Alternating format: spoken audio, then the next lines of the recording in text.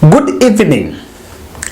I have perused the power sharing deal between ANC, Ford Kenya and UDA, and I am wondering why whatever is being magnified in the media and the today's People's Daily is just what Musalia Mudavadi and Moses Masika Wetangula stands to gain if they form the government. And intentionally, they have made sure that they tell people what people want to understand. The question that is lingering on that document is what is in store for Mount Kenya, because that is the second largest voting bloc that William Ruto is eyeing on his 2022 presidential bid. While Central Kenya is being lured by the posts and development projects, what is the tool that the Deputy President and Kenya Kwanza team are using to lure the Mount Kenya?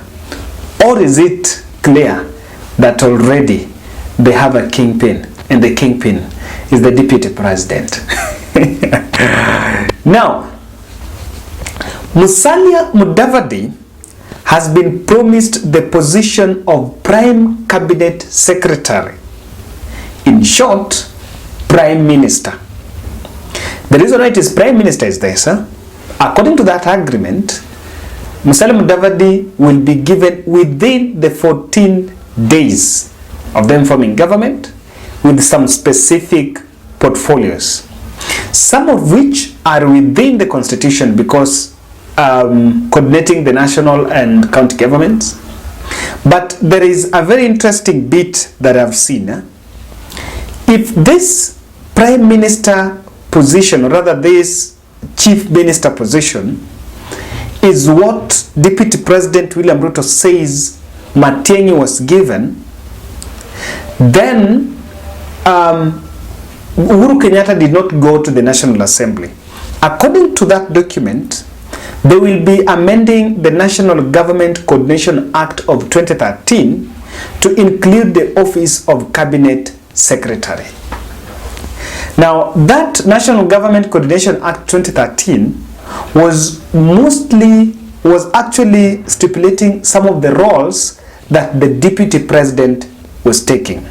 And that is why William Ruto was coordinating the issues about the county management, county budget management, the IBEC. So, what is happening is that some roles of the Deputy President will be plucked and given to the Chief Minister. Now, another key promise that they've also been given is that they will get that William Ruto is going to revive Mumias and Nzoia sugar factories. Let's just hold them there. Then Ford Kenya will nominate the Speaker to the Senate. The Ford Kenya party will nominate the person that will be the Speaker of the Senate. ANC and Ford Kenya will get 30% of the government, that including cabinet secretaries, permanent secretaries, head of parastatals, ambassadors, and all that. So in short, if they share equally, then Ford Kenya 15, but I think Ford Kenya 10, then ANC 20%. This is what is just this is just a shell of what is here. There is also the pledge of completion of bitumen roads that are in Western. This is also part of what William Ruto has promised Musalia Mudavadi and Moses Masika Wetangula. Now, in the light of that, I want to explain in details, try to answer some 4 emerging questions on that. And where you see this is just a trap it is just a vote hunting trap. The same as what the late President Mwai Kibaki did when he appointed Musalia Mudavadi as a vice president so that the Western nation will support the KANU candidate by then, Uhuru Muigai Kenyatta. So let's look at these issues and let's just point out 4. One is something that is very critical here. But before we do that, kindly subscribe to our channel and also click the notification bell. Why the post of Prime Minister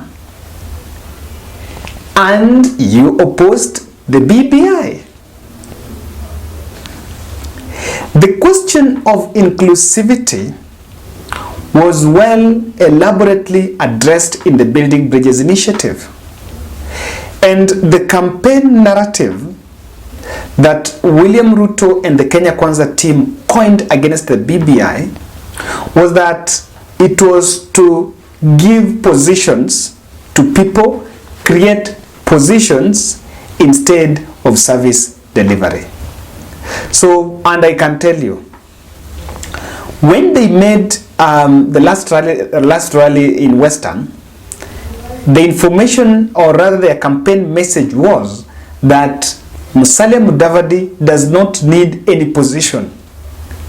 Musalia Mudavadi is going to get 30% of the government share. They did not tell the voters of any prime minister or this post of cabinet, prime cabinet secretary. Number 1. Number 2. So Mumias Sugar has been here, and I think the collapse of Mumias Sugar has been a political tool between 2013 and 2017. William Ruto was a deputy president. He might have an excuse that in the second term he fell out with the president. But what about the first term? And again, the issue about the construction of these bitumen roads, this is completion of the projects that already were initiated by the national government this first term, which is personally fine. But then, what about the issue of the Mumias?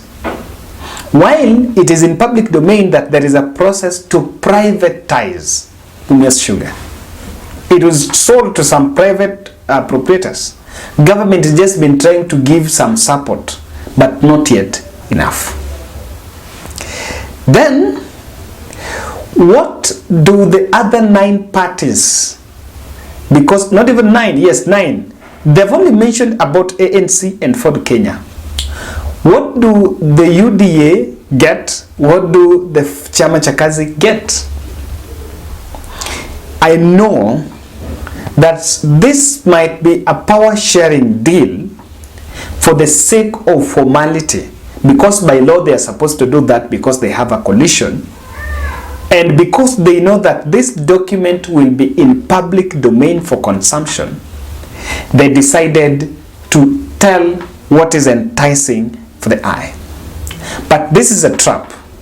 In the fullness of time, we may not be surprised to realize that there was a secret MOU or agreement between William Ruto and Musalia Mudavadi, or maybe William Ruto and Moses Wetangula, or any other leader. But this document is just out for public consumption. Then it is this. So they are still opening avenues for other parties to join. What is at stake for them? Lastly, when did it change from positions, from economy to positions? Up until yesterday, when Musalia Mudavadi was making the first interview, he was being asked about this document. He was mentioning that they are not interested on who becomes president, on who becomes deputy president, on who becomes what, who gets the cabinet slot. What they're interested in is the economy. Then why did they then coin the post of prime minister? Even though we know that the post of speaker, National Assembly, chief whip, these ones are already in the constitution, so it's not something that should be questioned. But if it was about the economy, what about the position? Then I have seen the Western blueprint, I think the power sharing deal of what is being given to Western. I have seen the position and the revival of the sugar and the construction of the roads. So is that one thing I was looking for is the framework of uplifting the economy as it is enshrined in the bottom-up economic model. This is what I want to tell Kenyans, and it's you either take it or you leave it. The bottom-up economic model is a slogan. It's not even a model. It sounds nice and it has the rhythm of bottom-up economic model. You know, just mentioning it, it is a slogan in the campaigns. When the doors are closed and people are sitting in boardroom, there is nothing like bottom-up economic model. And if you were to vote based on that model, then you rather look for another reason. People have always said the wheelbarrow party.